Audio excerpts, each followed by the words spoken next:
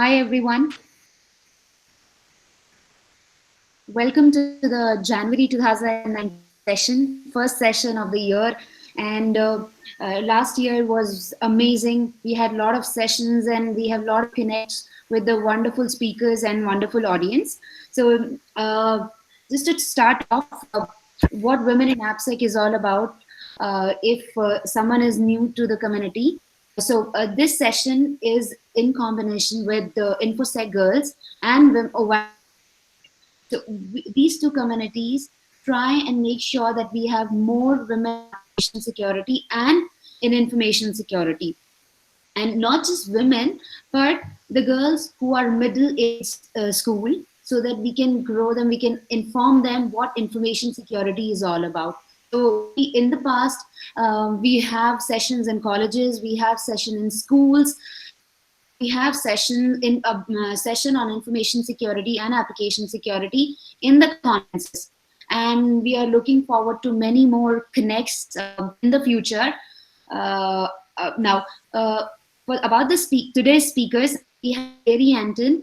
She is one of the chapter leaders of OWASP, and she's also the project leader for OWASP Proactive Control. The next speaker we have is Saman Fatima. She is working on SIM, security information and even management, as a security analyst. And then the third speaker we have is Manali Arora.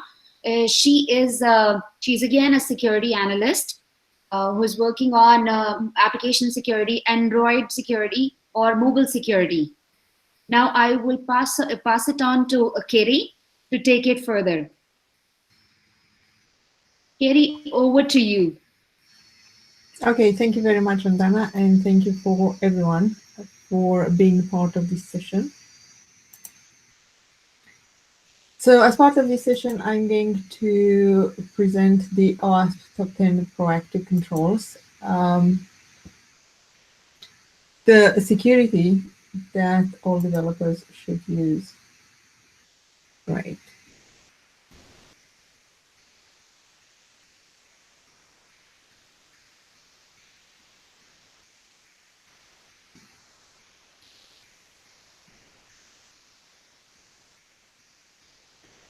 So a little bit about myself. My name is Katie Anton, and I come from a software development background. I am one of the project leaders for the OWASP Top 10 Proactive Controls. I'm also a chapter leader for OWASP Bristol, and I currently work as a principal application security consultant at Veracode.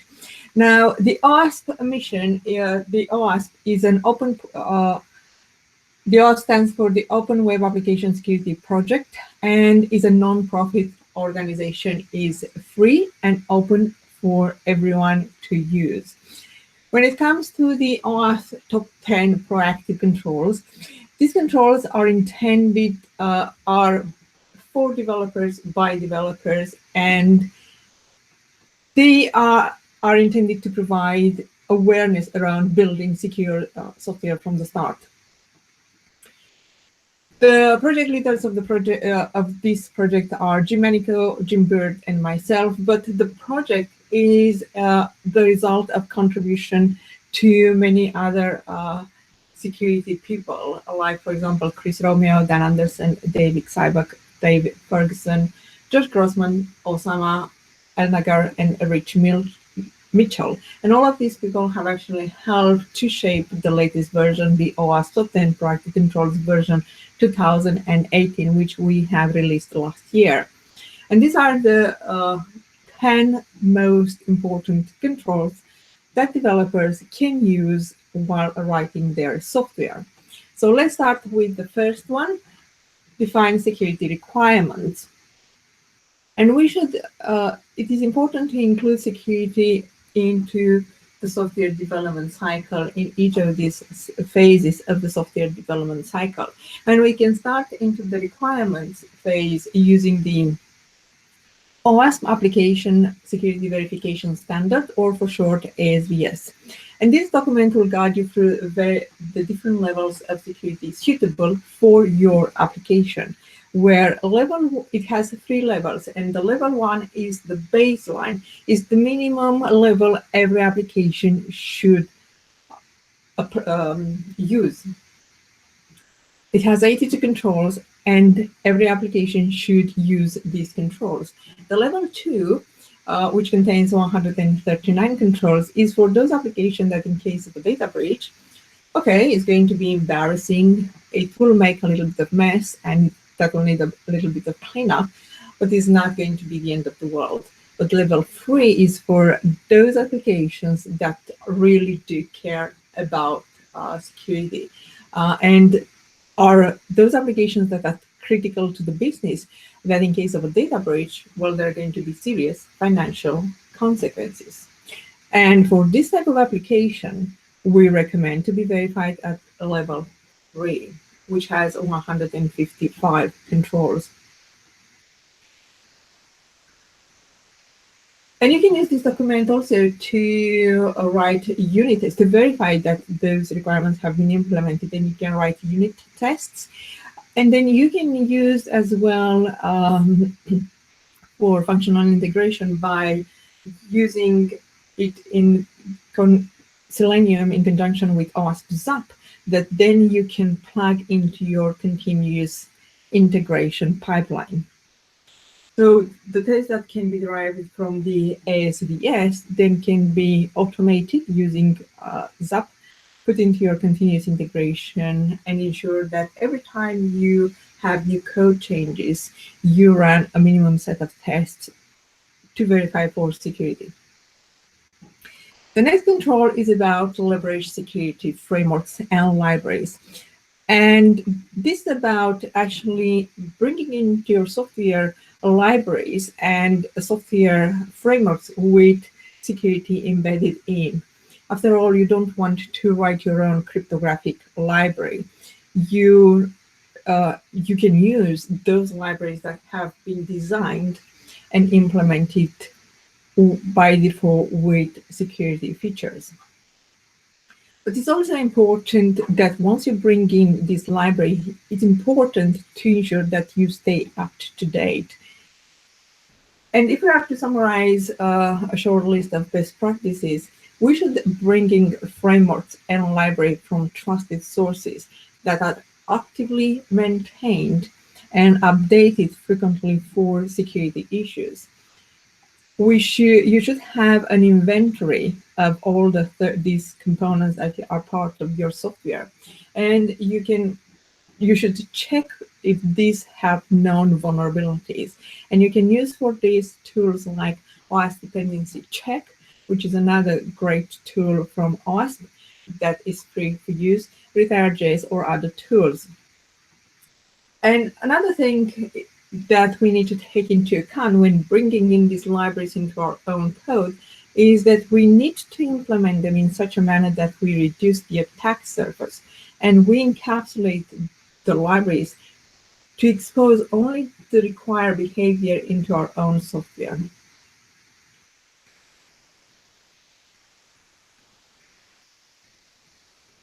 So it's important to actually ensure that these components are regularly checked, and if there is some issues or they have become obsolete, they should as well be removed. The next one is about the secure database. Now, and this is an example of a perfect email address, because many developers actually try to validate the input when storing data into the database. But in some cases, a valid input is actually prone to SQL injection. And this is a very good example where this email address is actually a valid email address. But however, it is unsafe for SQL. And in that, as a result, this can cause injection even when it is actually added into the code just like that. So the protection for this is to parameterize the query. This is a way to tell the SQL parser, when it parses that SQL sent, that these are the variables that are passed into our query. And this is our query. So we separated the dynamic data from the actual SQL command. And because the actual defense happens at the parser level, this is the best way to defend against SQL injection. And a common one, which I choose to add here, a common mistake is that many developers out there, they actually use SQL commands that look like they have placeholders, like this example. However, then they just do a string replace, which means that the final query ends up a concatenated query, which has in one string both the SQL command and the dynamic data, which will lead to SQL injection, because the parser cannot differentiate between what's that input and what's that command. And I say, unfortunately, this one quite a bit into the code. So it is important to parameterize, but also we have to remember that in some cases, in some locations, the parameterization does not work. Like, for example, the table names. And that's where we actually have to validate the data, ideally using a wide list of values. Like, for example, you would have a list only of the tables that you would select from. So SQL injection, it is still important. It's still number one in OWASP top 10 2017 risks. And the reason is still at number one, it is because if this vulnerability is in the software, then the impact is can lead to complete data loss. So it is important to defend from the code against this type of vulnerability, and to defend using as primary defense the query parameterization as a defense in the validation of input. The next one is about encoding and escaping data, and this is, in simple terms, is to actually convert from this angle bracket, which can trigger code execution when parsed through a browser, to something that is it doesn't trigger this code execution. It is not executed by the browsers anymore. However, it is important that when it comes to this encoding, it must be done according to the context where that dynamic data is. And here is a table where you can actually have the context and then what is the best defense for that context. So if your dynamic data is into an HTML body, then you'll do an HTML encode. However, if you are using dynamic data into JavaScript, then that's when you need to do a JavaScript hex encoding.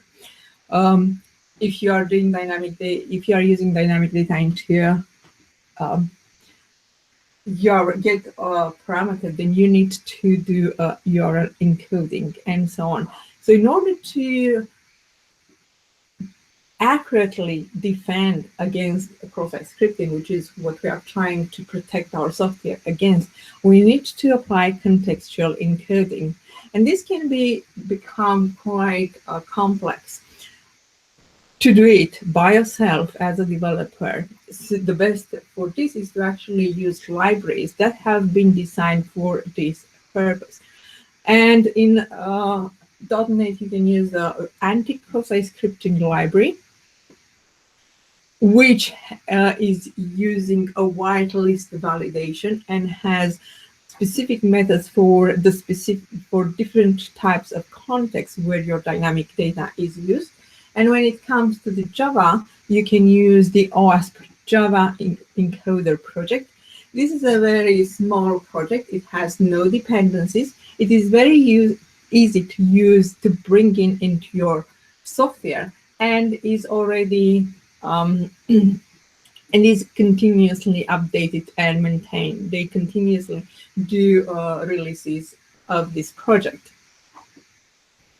And this is an example of the various functions for the different context of depending of where the dynamic data is into your HTML document.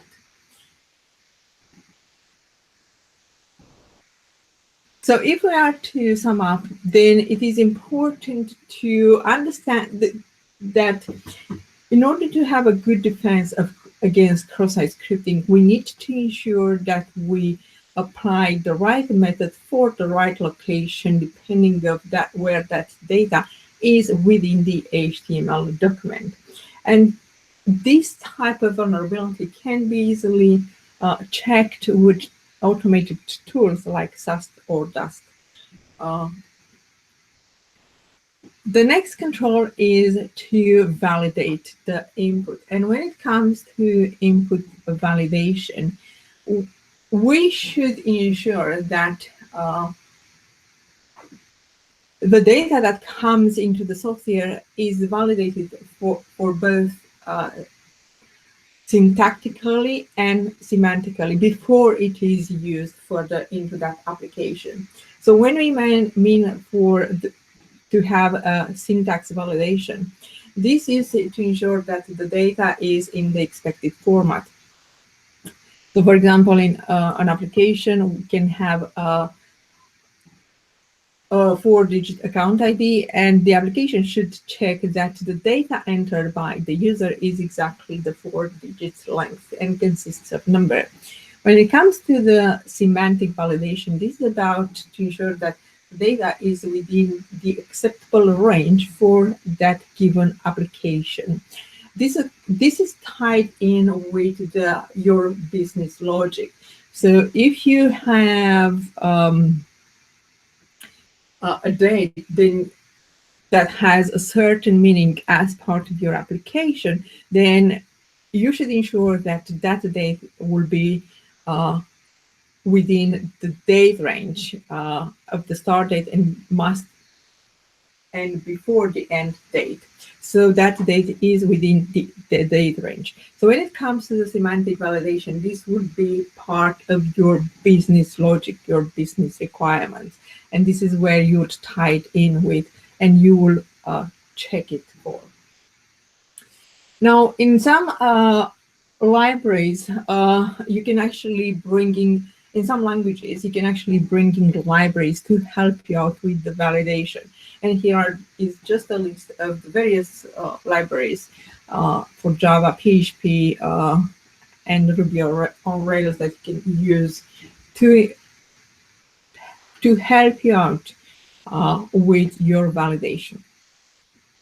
So what I would like now to do is to actually do a short recap of the controls that we have discussed by now.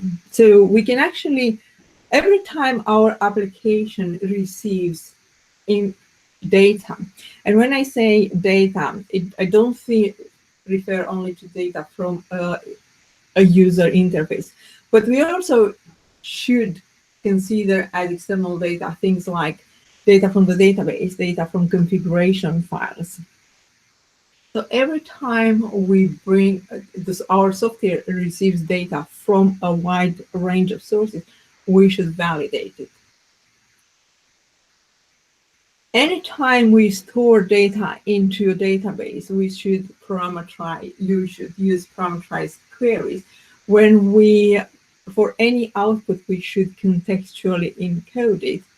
And if we bring in a new library, a package from an open source or from a vendor, it doesn't matter. Every time we should encapsulate it. We can use various software design patterns to achieve this.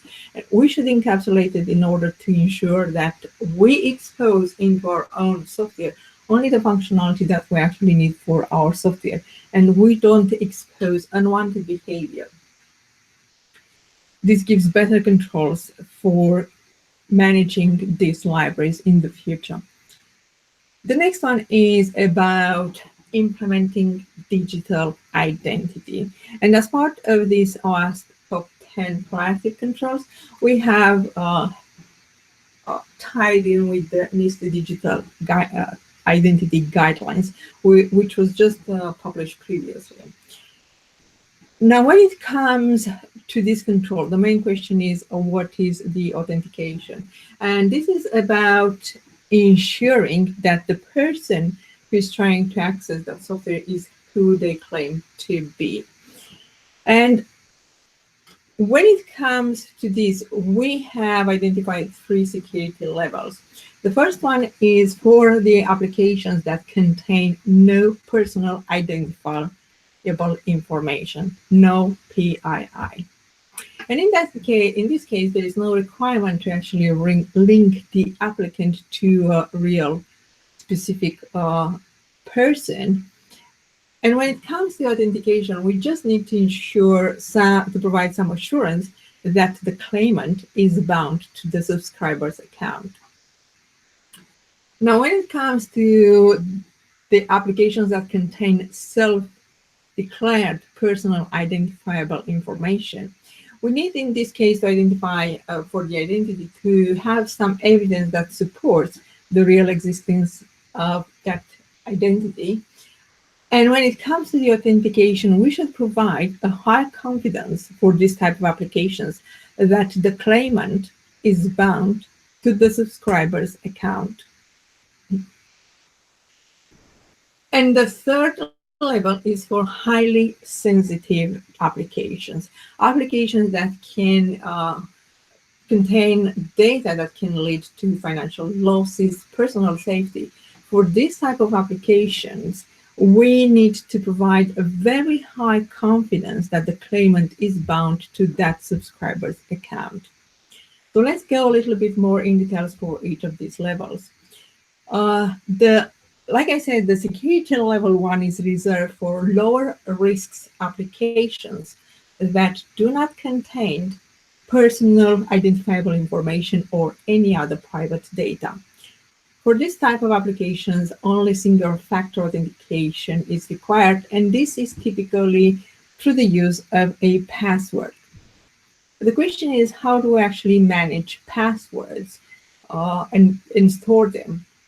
And here are some lists of best practices where we should not limit the characters or the length of the password, use a modern password policy scheme, hash the password with a SHA-512 or other strong hash to avoid the scenarios of very long passwords that can lead to truncation or denial of service. Then we should combine the credentials with a unique salt, and that should be unique per user. It's also important to use strong cryptographic algorithms, the type of key derivation algorithms, like, for example, Bcrypt, Scrypt, and password-based key derivation function 2, or the more recent Argon 2. And we should store the passwords in the case of encryption, also using a good key management as an alternative. Now, when it comes to the password strength, we should not limit to the type of characters or the length of the characters. So there are probably many of you have seen that there are applications out there which actually don't allow certain characters. Why would anyone try to protect against like single quote, to not allow users to enter single quote? We should allow users to enter any characters that they want. So if they want single quote, let them enter single quote. If they want emoji, let them enter emojis. But we should also not allow common passwords, and this can be easily done nowadays because there are applications out there which already have lists of databases of passwords from the previous breaches. It's important to also use a modern password policy, and for this we can actually consider the suggestions of a password policy from the NIST, and these are to allow at least 8 characters as a minimum, or to check the password against a list of common passwords, Do not force the unnatural combination of special characters of those password applications, which ask you to necessarily have a single an exclamation mark or any other characters that they insist to have. Why should we have them? We should not have password hints. Don't use password questions. Not have mandatory expiration for the sake of it. And this is something that more and more organizations started to recommend. Why should you ask your customers to change the password after 30 days? Because the studies have shown that what they are actually doing, they are just changing one character or two the most. So it doesn't actually help that much with the password security. And another important one is that in the case of multi-factor, we should not use the SMS because this is a broken protocol and can be hijacked. And the token or the text sent via SMS can be intercepted by attackers if they really want it. And the last one is to allow our users all printable characters, including spaces, accept all Unicode characters, and let them use emojis if they really want to use these. Don't restrict your users to only a set list of characters. Another one is there are situations if the user enters too long passwords, you might have a denial of service, but also more particularly for the case of bcrypt, which automatically truncates long passwords to the 72 bytes. For these type of scenarios, what you want to do is to hash that password with a fast algorithm like SHA-512 to reduce these long passwords. Also very important is to use user credentials specific salt. So for each user to have its specific salt. And it's important as well to have this salt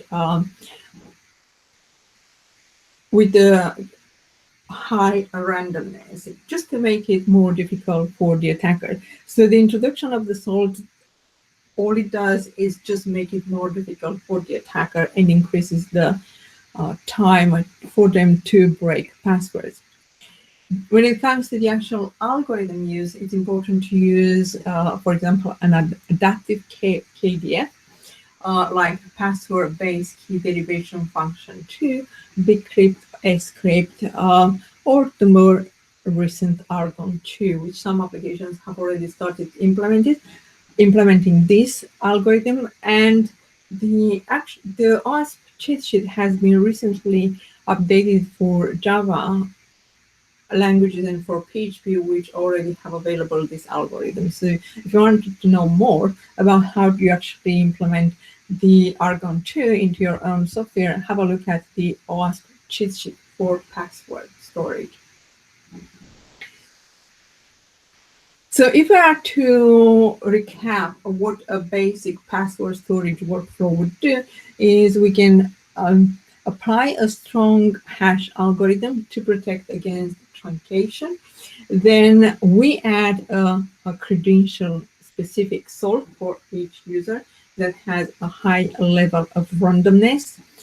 And then we use a strong cryptographic algorithm, like, for example, a bcrypt, and we can actually store as optional using an adaptive cache and a secret key.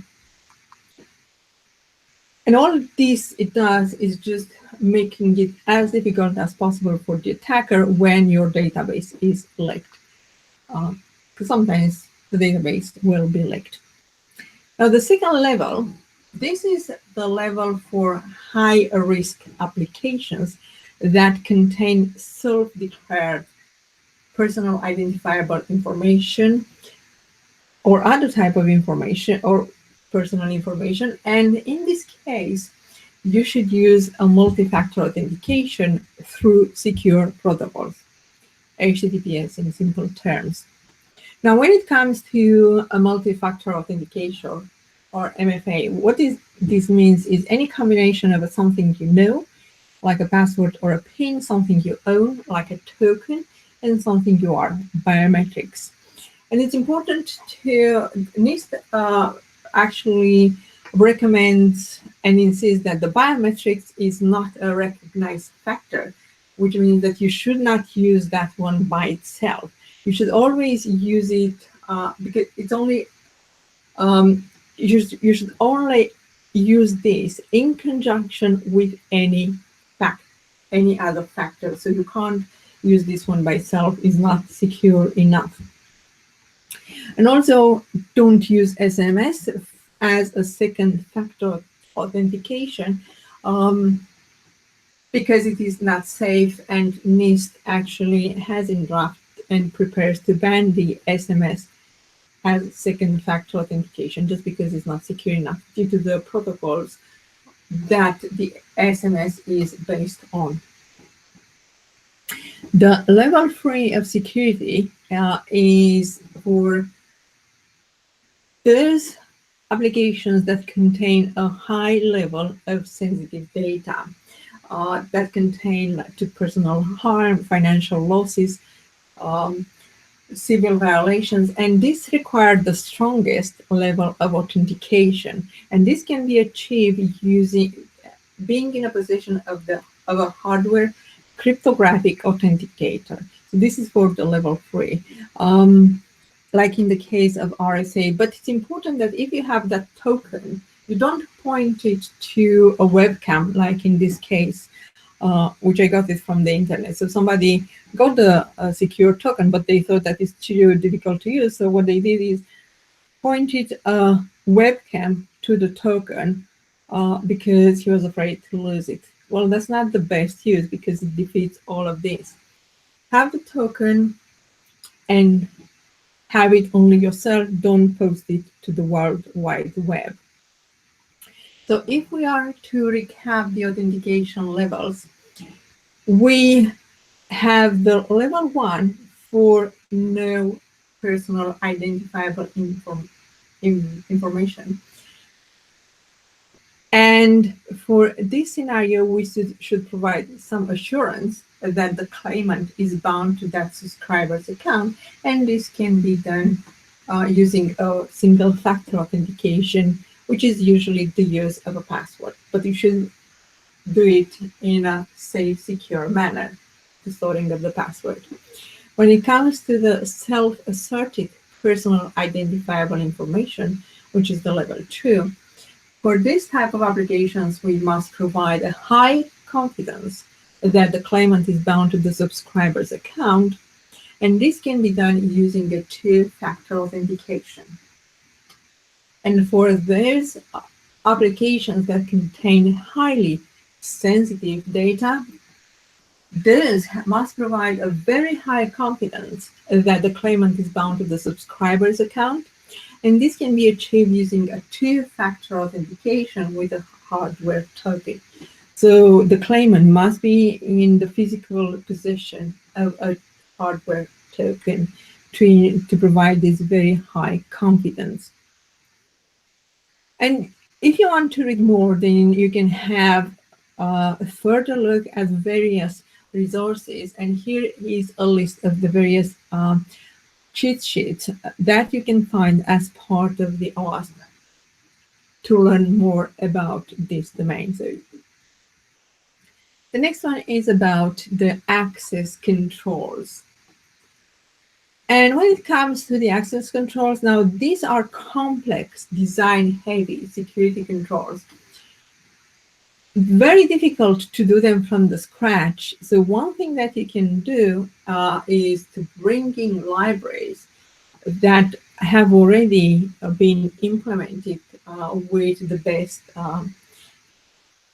secure design principles for access controls. And one of these is the Apache Shiro. But here, one of the things that is important is when you bring in libraries, you should not use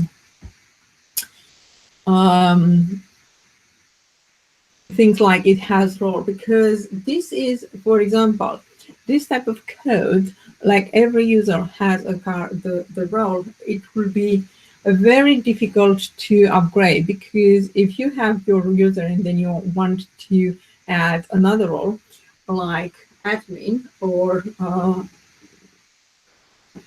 a reader, then you need to change the code every time.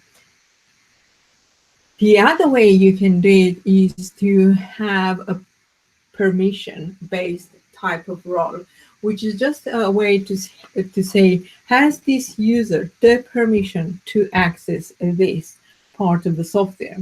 And this is actually much easier to maintain in the long term, and that's why it is access permission-based access controls are the recommended way to implement it into your software. So when it comes to the access controls, it's better to bring in a library, a framework that has been designed, implemented with these access controls, with the secure design principle in place to ensure that you have a solid access controls mechanism. And you should verify for this using either unit testing or manual review to ensure that you have implemented a good access controls into your software. So they are difficult to implement, can easily go wrong. So we recommend to be highly careful about this. The control number 8 is about protecting the data. Protecting data both at rest and in transit.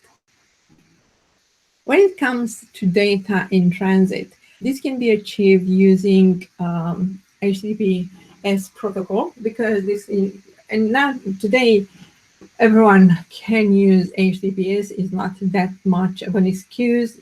We have Let's Encrypt, which is actually free. And this protocol helps with confidentiality, integrity, and authenticity. Another thing that we can add to this is to have the strict transport security header. And this is a browser standard which ensures that once the connection has been made between the client and the server, from that point on, the connection will be done, the communication will be done only on a secure channel, only using the HTTPS protocol.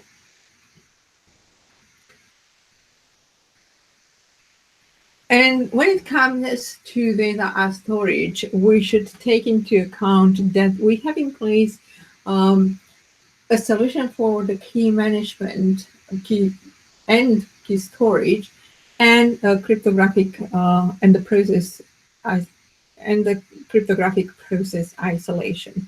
We have in place rules for confidentiality, integrity, and availability to ensure that our data is not changed. And it's important to ensure that your master key is actually generated from a good random source. And that can be more difficult than some would expect. And this is an example this is a real life example where somebody has had two files in a folder. One of them was named encrypted password, and as the title suggests, contained the encrypted password. The second one contained some entities which turned out to be seed-sold iterations, and these were used in a conjunction with password-based key derivation function to generate the encryption key. So this was basically the key that was then used with the with the password to generate the encrypted password. So it was not quite hard-coded password. It was not quite plain text password, but it was like we put everything and we left the key into the door for the attackers just to grab it and get our passwords. So this is an example of how not to do it. So we need to actually ensure that when we generate the key, we generate it using a high level of randomness. But then when that key is generated, that's the secret. And as a result, it should be treated as a secret and stored in a safe place. So when it comes to the cryptographic storage, there are a few things that we need to ensure. First is to use well-vetted cryptographic libraries, and that contain use strong cryptographic algorithm, like for example AES. Then when it comes to the keys that are used to generate the password, these are secrets, and as a result, we should use forms of secrets management to protect the application. And we should store these, like for example, in vaults, or a hardware HSM, hardware secure module. And we must stay away from grown key management solution, just like an example, like I've shown a few slides ahead. So use known solutions to manage these secrets and store them in a secure manner. So we have to admit that sometimes protecting sensitive data at rest and in transit, it's painful. It's difficult to do, but we need to do it to ensure that we have long-term plans to continually improve in this area. And if some cryptographic algorithm is not available today, our software ensures, or we have in place, the software is designed in such a manner that allows us to change the cryptographic algorithms. The next one is to implement security logging and monitoring. Now, when it comes, the problem is that if a pen tester is able to get into a system, into an application without being detected, this means that there is insufficient logging and monitoring in place for that application. And for many years, this has been actually being part of operations. But the question is, are developers able to do something about this insufficient logging? And the answer for this is the security logging control, which is the security control that developers can use to log security information during the runtime operation of an application. And when it comes to this, there are 6 types of detection points, which are good attack identifiers. And these are authorization and authentication failures, client-side input validation bypasses, and whitelist input validation failures, obvious code injection attacks, like for example, common SQL injection strings or cross-site scripting strings, and the high rate of function use. For example, you have a high number of page requests done in a very short period of time. Now let's go a little bit more in detail for each of these 6, for some of these, to give as an example, to see what exactly we mean to add logging. Now, when it comes, for example, these are examples of intrusion detection points. So if your application receives GET, despite of the fact that it's expecting POST, then that means that somebody has intentionally intercepted that, changed it intentionally from POST to GET, and this is a type of anomaly of an event that should be logged in your application. So this is something that developers can check, validate for it. And then if they see an anomaly, then that anomaly should be logged. Again, in the case of authentication exceptions, for example, the user submits POST, And the application was expecting two variables, the username and password. However, the application is receiving only one because the username, because the password has been removed. So this is another example where somebody has intentionally intercepted that and intentionally removed one of the variables. And this type of anomaly should be logged. Or again, a common thing for a pen tester is to actually add extra variables during authentication. A very good example is admin equal true. So that's another example that should be logged. In the case of input exceptions, for example, your software has a client-side validation, but on the server side, the validation fails. So a good example for this, on the client side, we have a form, and the form has a maximum length attribute. And this maximum length, but the string that actually reaches the server side is greater than the maximum length attribute set in the client. So this is a good example that somebody has intentionally changed that and should be logged. And again, when there is an input validation failure on the server side for non-editable parameters, like for example, hidden fields, checkboxes, radio buttons. And you can have more of these onto OWASP App Sensor project. So if we are to do a recap of a secure logging design, we should use the intrusion detection points as per our App Sensor project to log our information, but we should encode and validate any dangerous characters before actually we add that information to the logs in order to prevent log injection or log forging attacks.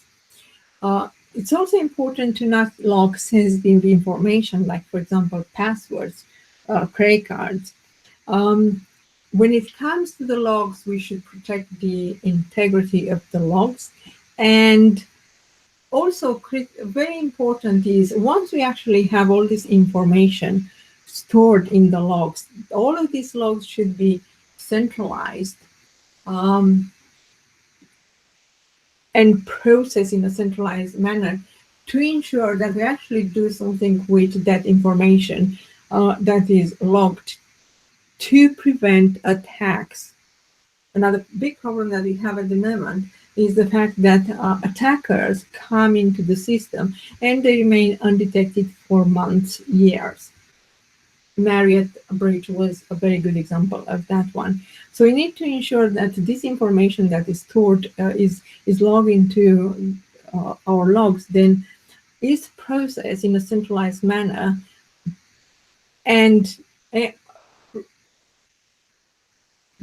we provide alerts from those logs in order to actually be effective in detecting intrusion.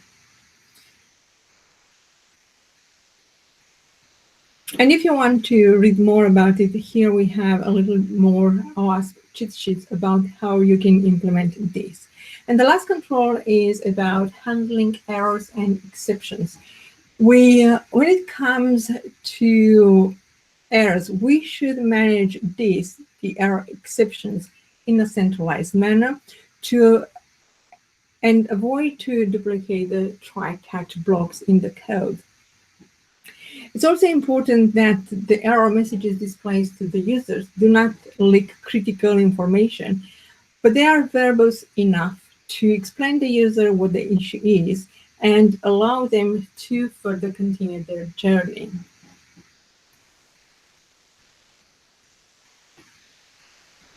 And this was the last control. Thank you very much for listening. Are there any questions?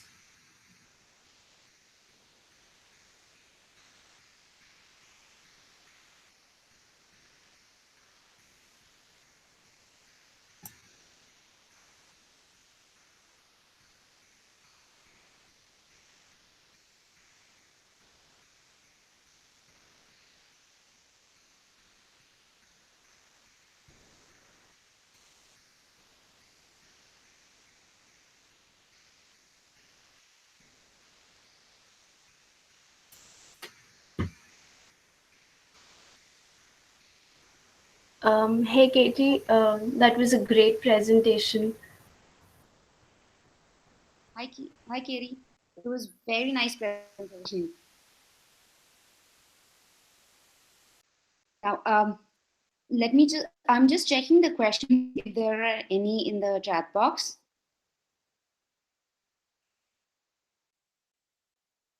We do not have any questions at the moment in the chat box, but I'll keep a check on the chat box. Meanwhile, we will move on to someone who will be presenting on SIEM, vendor neutrality. Oh, I have a question now. Where WAF can help here? So, someone to know where WAF can help here in the proactive controls. Yeah, this is a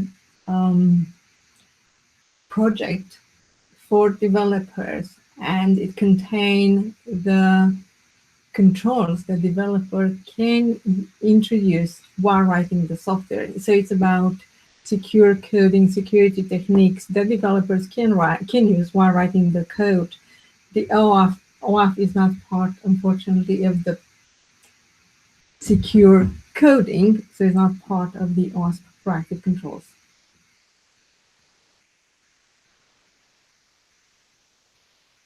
All right, yes. Got it.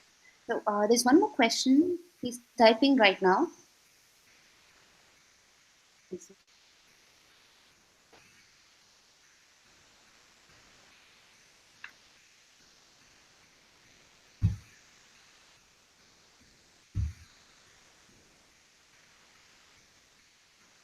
So while we get more questions on it, Katie, Yeah. we'll move on to Saman. Yes. We will be speaking on SIM, which is Security Information and Event Management, vendor neutrality. So over to you, Saman, and you can share your screen with us. Thanks a lot, Vandana and Katie. That was a great presentation. Yeah, so for the formal introductions, hi everyone. I am Saman Fatima, and past 2 years I've been part of the security domain, and primarily I work on the SailPoint technology as well. I'm working on the SIM technology as well. So moving on with the presentation, just give me a moment, I'll share my screen.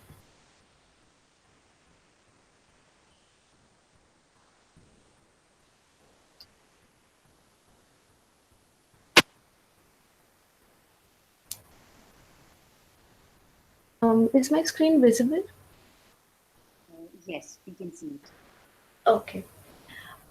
So what exactly is SIM?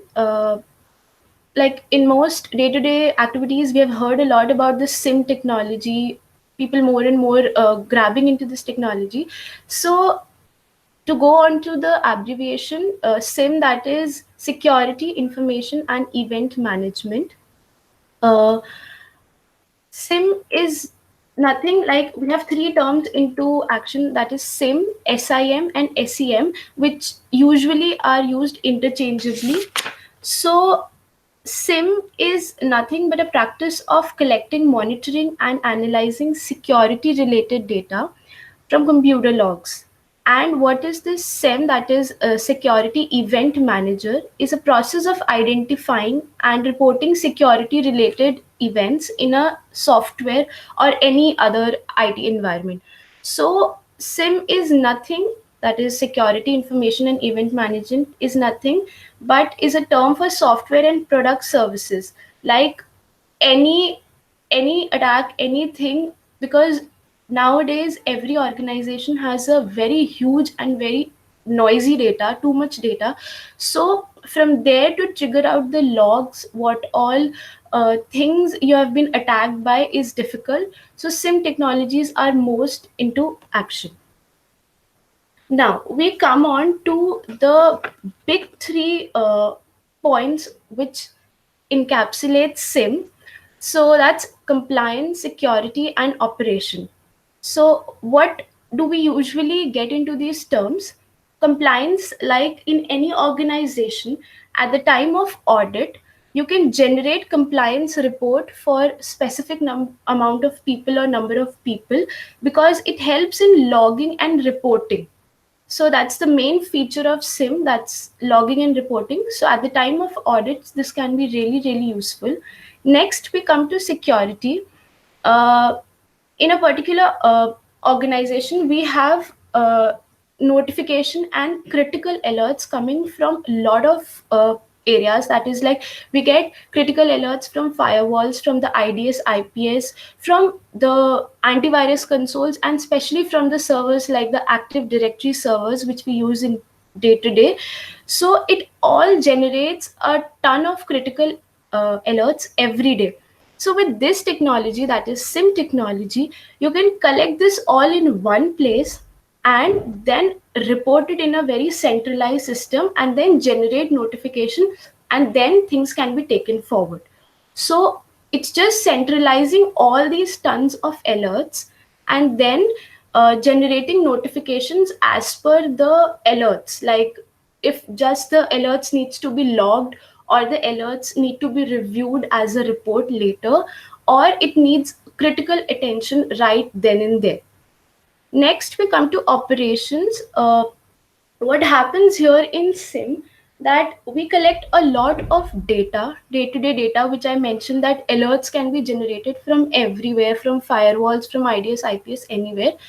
So these data needs to, on these data, you need to operate likewise, because you do not want any unmeaningful data to process on, so that something meaningful alert is left behind. So here we do correlation and analysis of all the raw events which we collect from our entire network.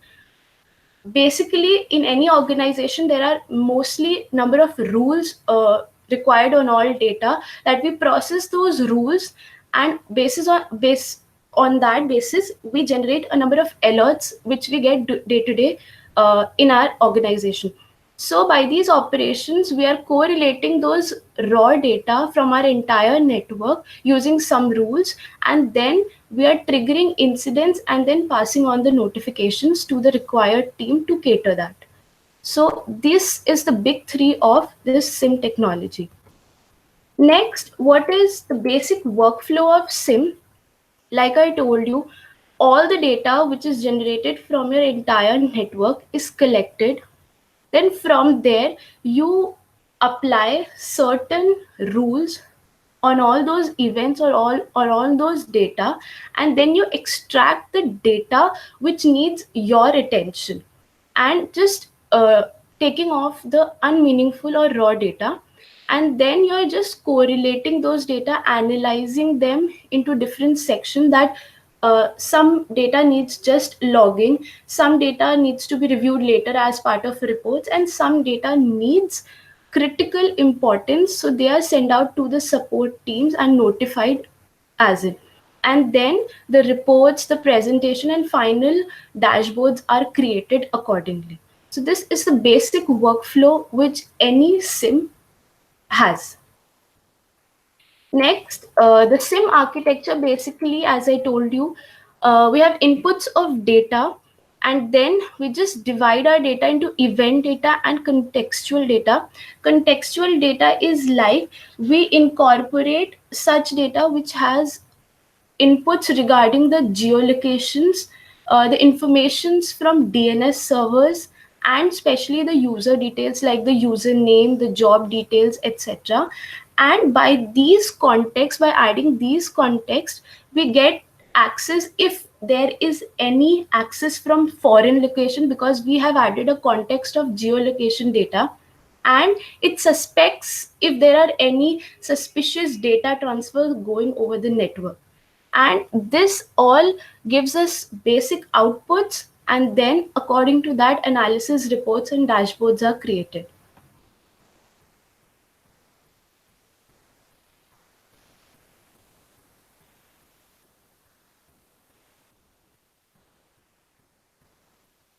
Okay. Next we come, the mentioned 8 features are the very critical features of SIM. So first we come to log collection. Log collection is nothing that we are collecting tons and tons of data and then we are processing over that data. That to collect logs from all sorts of heterogeneous sources, like from Windows, from Linux, Unix, all kinds of systems, and then we are just analyzing that particular logs which we are collecting from all the heterogeneous sources. Next is user activity monitoring. In a sim environment, we should know that what all user is performing. We have to monitor each and every event a user is performing. So we want a complete audit trail of what all a user is performing, and we have to monitor that if any user is performing any suspicious activity or any suspicious activity is presumed or is done to be done by a user.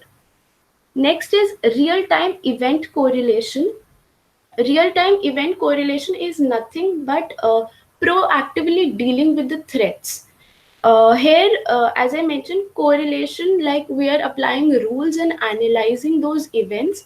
Plus, every environment, every IT system has some predefined set of rules, but still we go on with customized rules as well, because with every rule we just get one defined error, but we need to get ourselves ready for some surprising errors, some surprising detections as well. So rules should be updated as per time so that we are well secured.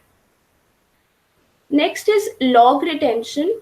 Log retention is nothing but creating a centralized repository where we are just archiving all our log data so that that can be used in future for compliance and forensic purposes. Next is IT compliance reports. IT compliance is the core of every SIM solution, and it just has the capability to customize and build new compliance reports as per the needs. The next is very important, that is file integrity monitoring. Every environment has certain critical files and folders which needs to be taken care of. So we need to just monitor those activity as well, that which critical file or folder is getting accessed by any user, or we need to check that if that particular user is actually authorized to use that particular file or folder or not. And if such activities are detected, that should be taken into action, and monitoring needs to be done on every critical files and folders as well. Log forensics is it allows user to track any intruder, any outside person who is trying to use the log search capability. So that needs to be taken care of. So that is a feature of SIM, that is log forensics. And last and the most important one is dashboards. Dashboards really help the administrators, particularly the IT administrators, to take timely actions, because if certain incidents are triggered for certain errors, dashboards and on the dashboards, that particular user should receive the notification as soon as possible so that actions could be taken. So security data must be presented in a very intuitive manner, and it should be really user friendly for the user to easily get ready for those things to tackle them.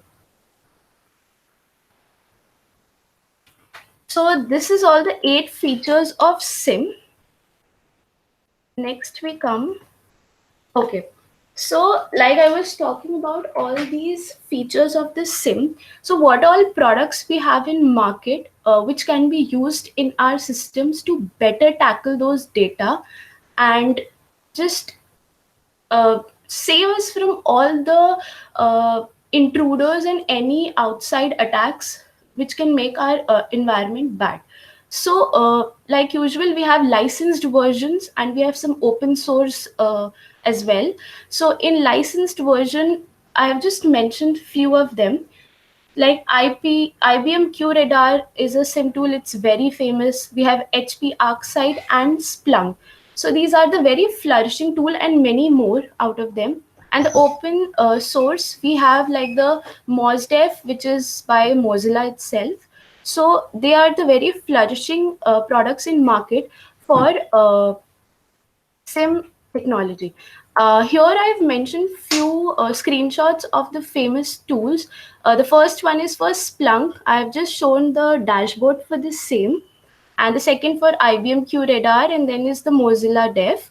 The above two ones are the licensed versions, and the last one is the open source. Here you can see the dashboard. They are incorporating the events, the logs, everything which is to be tracked.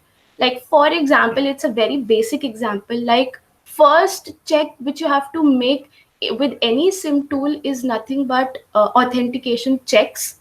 You have to see if a person has logged in twice or thrice and his or her password failure has happened. So that's the basic thing which has to be done with SIM, the authentication checks. And because of that, many breaches are possible because someone is trying to hack into your system or anything. So such bars, such graphs and all, and colors may represent ki what all is happening with your system. Now, with every technology, you come up with the pros and cons. So each technology has its advantages, but it carries its own disadvantages. First, we'll talk about the advantages. Obviously, you know that SIM has its own real-time monitoring. It just checks you 24/7, 365, and it just takes up all that data, processes it, correlates it, and triggers it into incidents and notifies us on the dashboards. So the real-time monitoring is perfect. It's cost saving. The compliance part is perfect because at the time of audits, you can log your own reports for the compliance purposes, the reporting part on your dashboards, everything. But it lacks some features, that is lack of planning. So it needs to be planned and triggered very nicely into your environment to flourish. Faulty deployment strategies, like at the time of deploying any of the SIM tool, if you inculcate a lot of data, too much data, it becomes really noisy because you have fed it in too much data that cannot be taken up by the tool. So that is a faulty part. Lack of management oversight. It needs a lot of management because the data quantity is more, and you have to divide that data into meaningful data, and you have to just declutter the raw data which you do not need, which don't need your attention, and you just need to put up only that data which needs red alert, like it's the critical part, and you have to really pay attention to that. And as I mentioned, if you have too much data into the network, it becomes too noisy for the tool to work upon. So there comes tons and tons of data from the firewalls, IDS, IPS. So you have to just take up that data in slots so that that can be analyzed easily. Now, with that, SIM comes to an end. I'm just wrapping up with the SIM part, but I wanted to mention that with SIM technology or tool, you need to be very much thorough with this thing, that events come up, all types of events from the firewalls, the IDS, IPS, your Active Directory servers, and then you apply certain rules on them to analyze that data, so that you just pick up the meaningful data and you write. Every organization has predefined set of rules, plus you write some customized rule for more critical alerts to be taken care of. And then these rules, when they apply on those events, or that all data which you take into, they are triggered into incidents, and that incident, at their priority levels, they just put out notifications to the relevant support teams so that that can be easily handled. So events on events you apply rules, and rules trigger incidents, and incidents give out notifications to the required people so that that can be easily handled. So coming to vendor neutrality. So what is vendor neutrality basically? That you're not you're not specifying just one vendor to control your definition revision, but you're just generalizing that. You're not becoming specific with one vendor, but you're just neutral about everyone. And nowadays, the current data centers are more towards this vendor neutrality than to vendor specific. So here we'll just differentiate what do we mean by vendor neutral and what do we mean by vendor specific. What happens in vendor neutral? Technologies and tools and everything comes from different sources. They come from heterogeneous sources, so that counts under being neutral about all the technologies and tools. But on the other hand, in vendor specific data center, any hardware or software you're supplied with is just supplied by a single vendor and not from variety of sources. So the basic certification programs which are offered by many vendors, there also comes differentiation of vendor neutral and vendor specific. The certification programs cover the subject matter body more broadly, like we go more deeper into variety of sources. And but on the other hand, in vendor specific certification, it just covers a particular technology in a deeper depth. It's just one technology, one vendor's technology in very vast amount of area. But as compared to vendor neutral certification, that covers every variety of sources coming from every end. So this comes a question that we have a lot of certifications covered in the vendor neutral, vendor specific, or now the new one, cloud security service, but we have too many options. So the how come we know that this certification is right for our career path? How do we differentiate on that which certification to go on? So we have a lot of non-profit organizations, many institute which are really recognized on giving us certification programs on the vendor neutrality and all kinds of certification programs which can be done. And as part of these institutes or organizations, they require like submitting papers or research results, and there can be exams or anything, so that can hold you a win-win part with that particular program.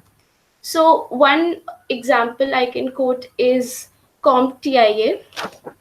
It's the Computer Technology Industry Association, and here it provides vendor neutral professional certifications in over 120 countries. So this is very popular. Next is our SANS. The SANS Institute is a long-standing and well-recognized powerhouse. So here the practitioners, can tackle senior level certifications like we have Security Plus or Advanced Security Practitioners, etc. And the list goes on with these different institutes and organizations. For example, this CompTIA security weighs really a lot of certifications, and IBM also includes Security Plus, Apple and Dell have it. So many industries use these certification to meet the basic certification requirement, and this may lead to being getting options on all areas. So to wrap up with my thing, vendor neutrality, I would just align to more vendor neutrality because here you get a variety of sources to work on. And with vendor specific, you're just deepening your knowledge in one vendor's technology only. But in vendor neutrality, you're just going through heterogeneous sources of technology, and you're just indulging in each and every technology as possible. So with that, I wrap up with my sim and vendor neutrality.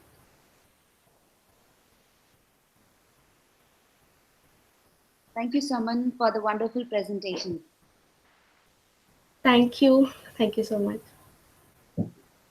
So, now, while I check in the questions and come back to you, uh, I will actually pass it on to Manali, who will be giving the presentation on getting started with Android security.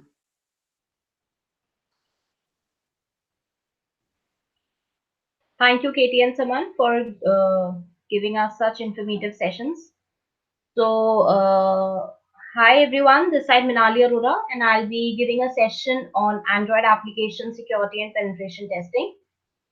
Let me share my screen.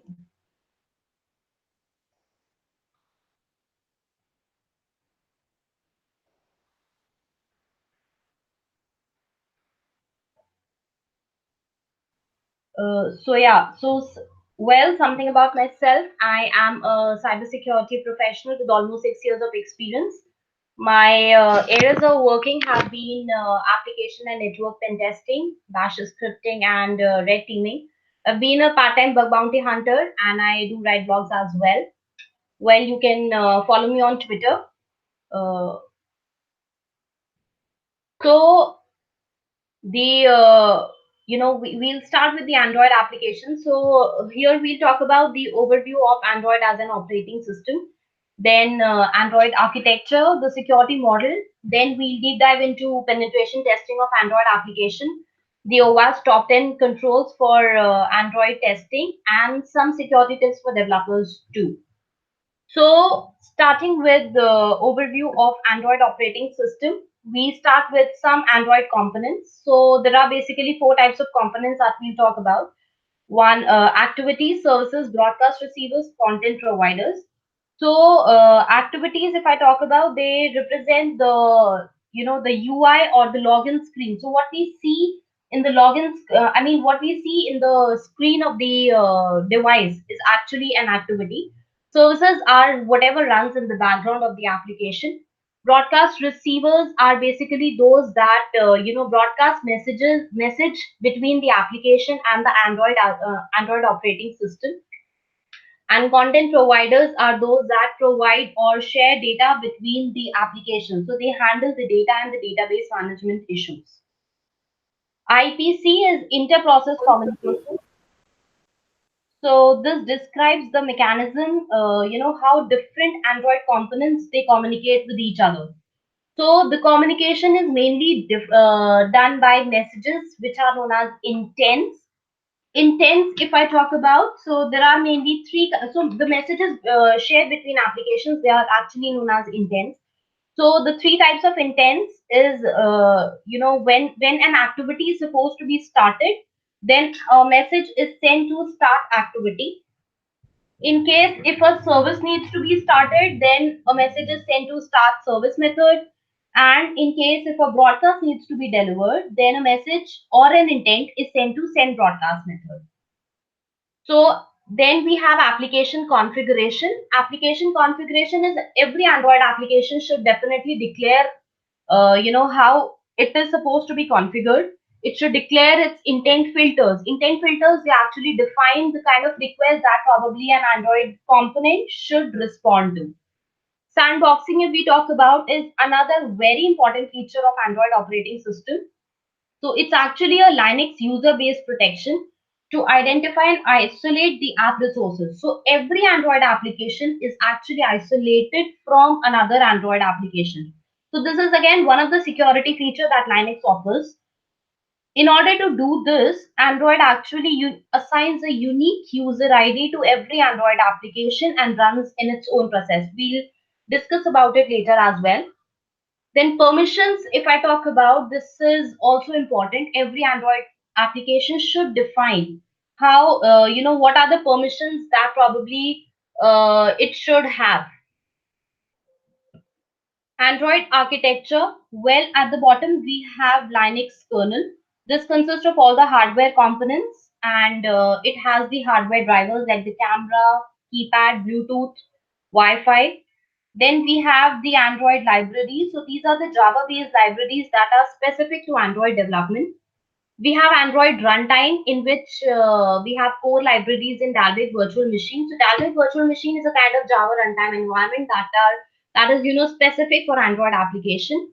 Then we have application framework, in which we again have the content providers and services activities which we've already talked about. And then we have application installed on the top. Android security model mainly consists of two parts. One is UID separation and sandboxing. We've already discussed about what sandboxing is. And in sandboxing, every application is actually assigned a particular user ID so that it can run in its own process. So that is UID separation. Android components. So majorly we are going to talk about activities, services, broadcast receivers, and content providers in this training session. So, well, an Android application is actually a zipped file if I talk about. So, if you unzip it, then you basically have all these components inside an application, inside an Android application. So, first is Android manifest.xml.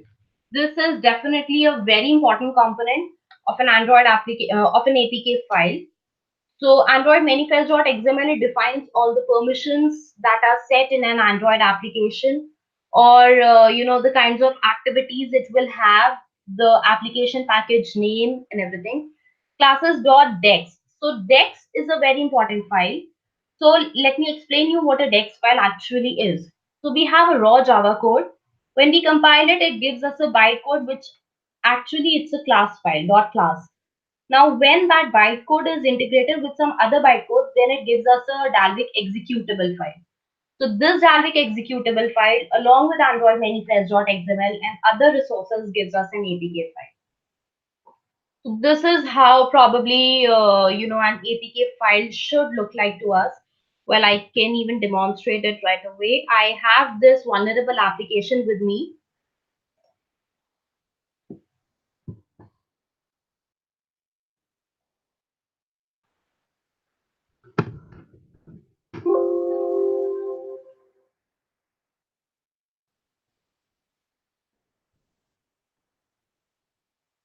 So if I extract it here,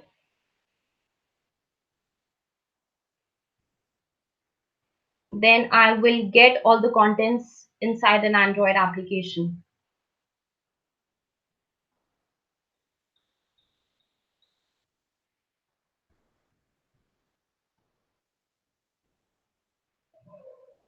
So these are the components. So this Android manifest.xml, this is the classes.dex file, and these are the other components. So if I open it here, then I will not be able to read anything, right? We'll see how we can decode this file further. So if I talk about, I can set up the environment in order to pen test an application. So first we need to have a rooted device. If in case we are testing the application from a phone, then make sure that our phone is rooted. And if in case we are testing it from the emulator, then so I would be using Genymotion as an emulator here.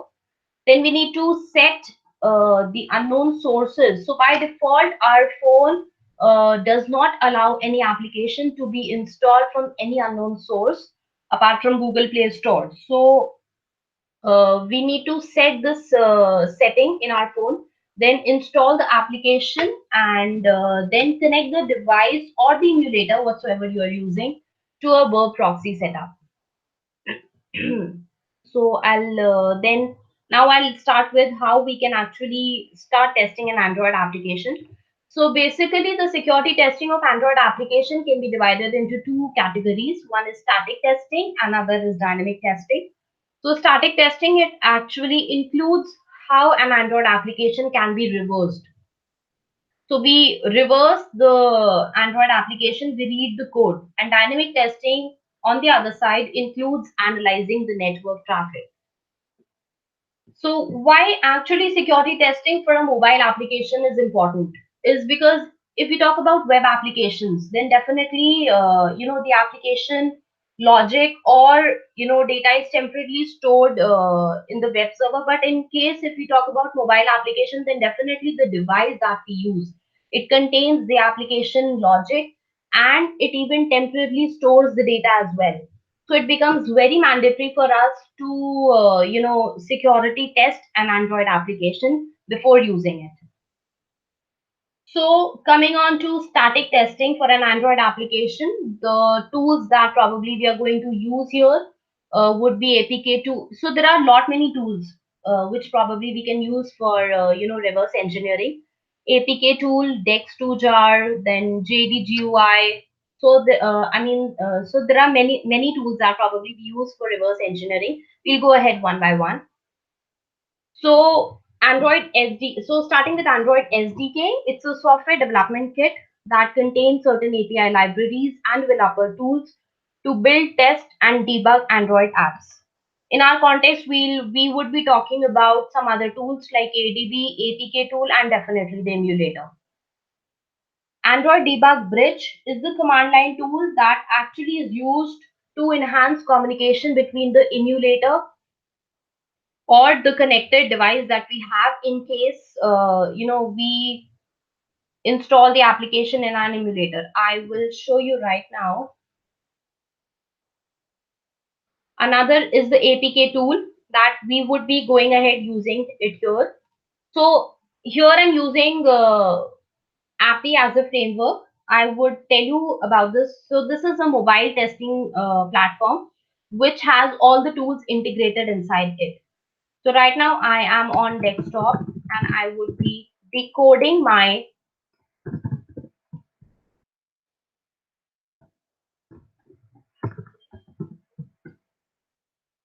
APK file. So since I told you, that when I opened this manifest file.xml in Notepad, then I was not able to view it.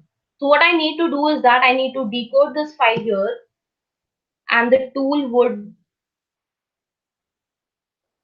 will decode this APK file and will extract all its contents and will create another folder on the desktop. So as you can see that it is decoding all the files.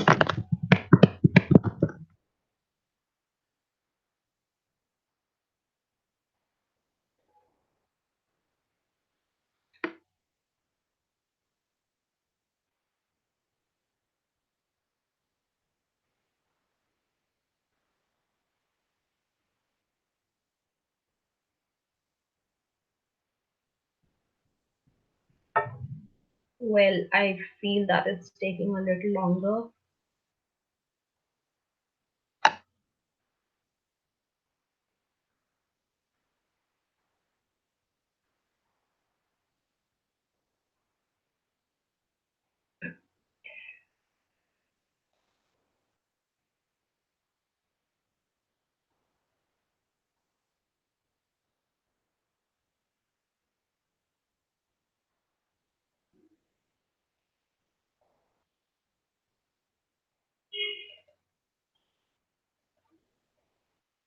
Okay, so it's done. So yeah, now if I open this file in Notepad++, so I have decoded this file and I can read it here. So now if we look on this file, then this is the package name. Then these are the permissions that this Android application has set. These are the activities that probably the application uses. So manifest file in itself describes a lot of information here. So one of the vulnerable, permission that is set is write external storage. So this is, this is vulnerable, and an Android application should not use a write permission on the external storage of the device. So similarly, Dex to jar is actually used to convert the Dex file that an Android application has into a jar file, and then that jar file can be actually viewed in the JD GUI, as you can see here, and we can analyze the entire code. So I already did it for you. So yeah, so I mean, these are the class files. So if you look at here, these are the class files that probably the application possesses, and we can read the entire code. So if you see here, then see, I mean, this is the super secret key 123. So since this is a vulnerable APK file that I'm using, so we can see that it has stored a key value. So we need to analyze the entire code. We need to see if the application is storing any sensitive data in itself, or any kind of password or pin numbers, or any cryptographic key, or so we need to check this code and analyze. Then after that, manifest.xml, we've talked about it. Then yeah, so apart from this, if we talk about the dynamic testing arsenals, then we have Drozer, we have Verbsuit that can be used as a proxy tool in order to intercept the request between the application and the server. Droidbox, MobSF. So there are many tools that are available for performing dynamic testing of an Android application. So Drozer is, I would say, one of my favorite tools that probably I always use for testing an Android application. So I'll give a hands on. So yeah, so in order to start Drozer, we first need to connect to the emulator and click on the Drozer agent and start the server on. After that, we need to, so Drozer by default uses port 31415. Okay, well,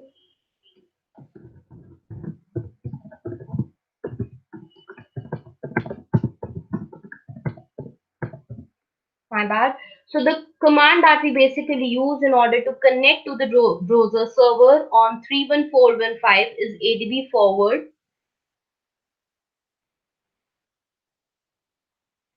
Yeah.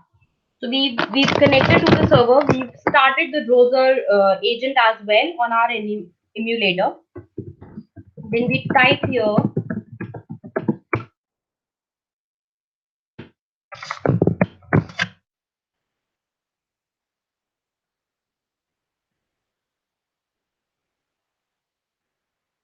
Yeah. So we've connected to the browser console. If I type here list, this shall give me all the packages, or sorry, all the commands that probably Drozer uses, right? So Drozer can give us information about activities in an application.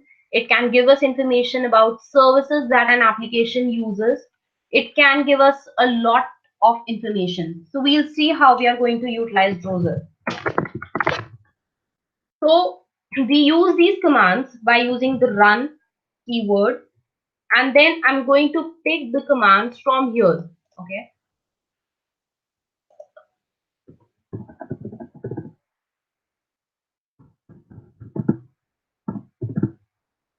So here I give, so this was the folder name. Okay. So now the application Insecure Bank uses the package com.android.insecurebank.v2, which could be even seen from the Android manifest.xml file as well. Okay. So in my further commands, I'm going to use this package name only. Now so I've got the package name. Now after this, I need certain information about the package. So what I'm going to do is that I'm going to use the command app.package.info -a as a switch, then com.android this would be the package name. Okay. You can see that it has given me a lot information about the permissions that it is using. The APK path would be the path where the application is installed in my emulator. The data directory, the process name, version, the UID that probably application is assigned in the emulator, and the shared libraries, user ID, which are probably null. Now further, now after this, after we've got certain information about the application package, now we are going to check our attack surface, as in we are going to see what activities content providers or broadcast receivers are exported by the application. Exported means, when I say the word exported, it means that those components, be it services or content providers, they are available by other applications to use. So I would go ahead, run app.package dot attack surface, then I will give the package name.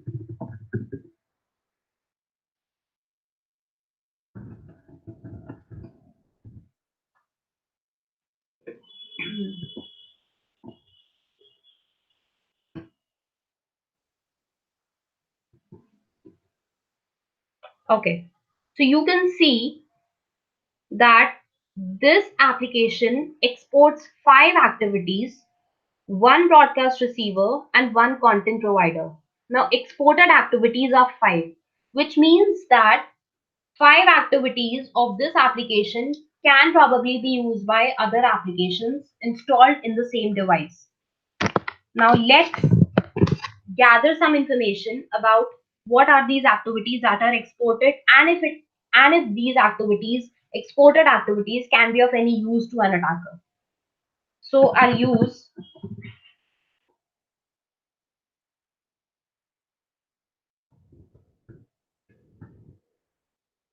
run app.activity.info -a, and then I'm going to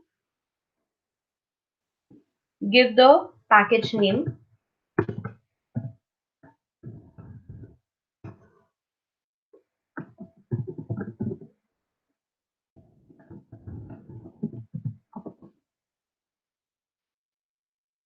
Okay, so we can see that these are the activities that are exported.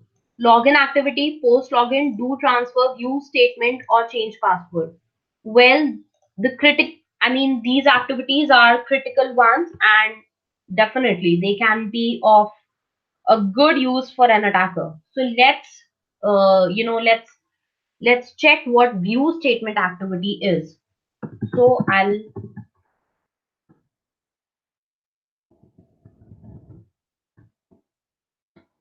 what I'll do is that this is my emulator and I'm not connected. I haven't logged into the application, right? I will start this activity. I will view this activity without logging in. So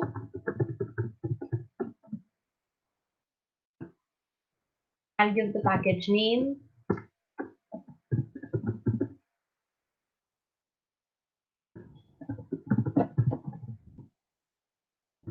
And then I'll give the activity name, which I probably want to start.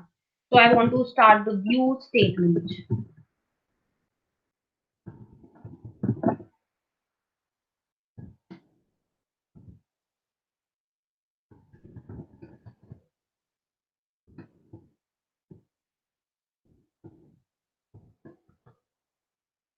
Okay, so I open the emulator and I can view this activity, view statement of the application without logging in. Similarly, if I want to change the activity and view change password, now I can see the change password page. I can type in the username here. I can give the new password directly, and this is how I can change the password of the user. Well, this contains a flaw that I, as a security professional, we always recommend that, a change password page should always ask for the old password as well. Well, this does not ask, so this is again a flaw. But yeah, I mean, this is how we can access the post login activities of the application without actually logging into the application. So the way we have exported activities, we have exported broadcast receivers, we can extract information about the content providers too. So Drozer, in my opinion, I mean, it is one of my favorite tools and I always use it for pen testing and Android application. Well, coming back to the presentation, yeah. So after Drozer, yeah. So if we want to, intercept the application traffic, I mean, we definitely use Burp.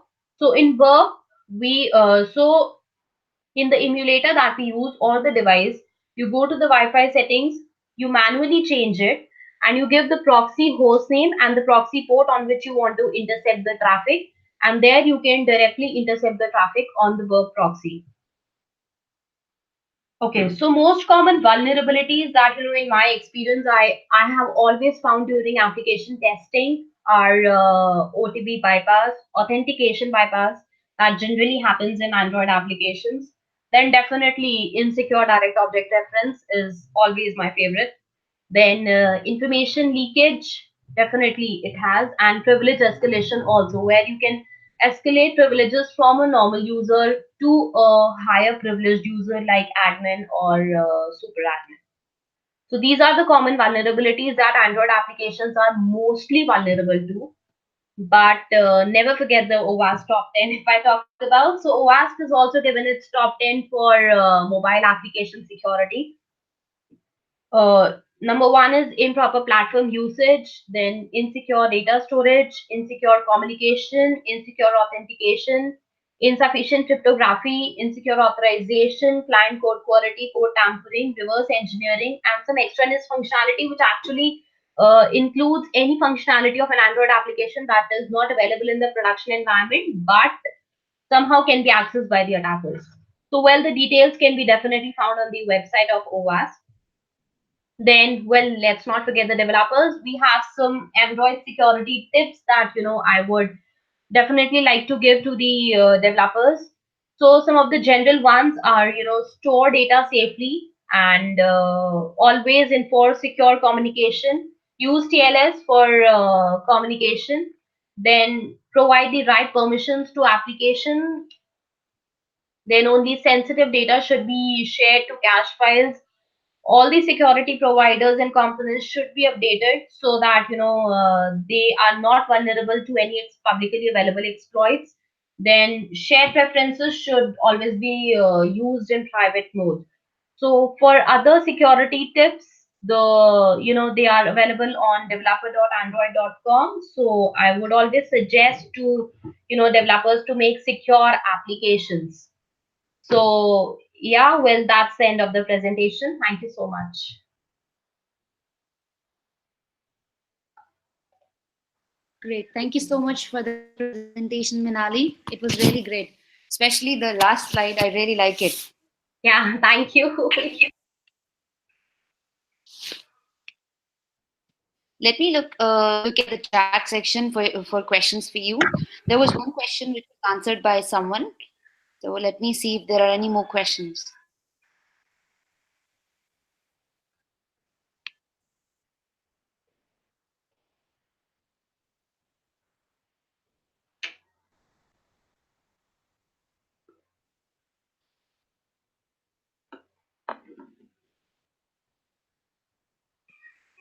I think we don't have any questions, but someone says, very helpful presentations. Thank you. So thanks to all three of you. The presentations were amazing. I will be sharing the recording shortly with the whole audience alongside the presentation. I'll be uploading it on the SlideShare and will be sharing with all of you. Thank you so much for joining, and we look forward to the future sessions. Thank you so much for joining today. Thank you, Thanks for everyone. inviting me. Thank you, everyone.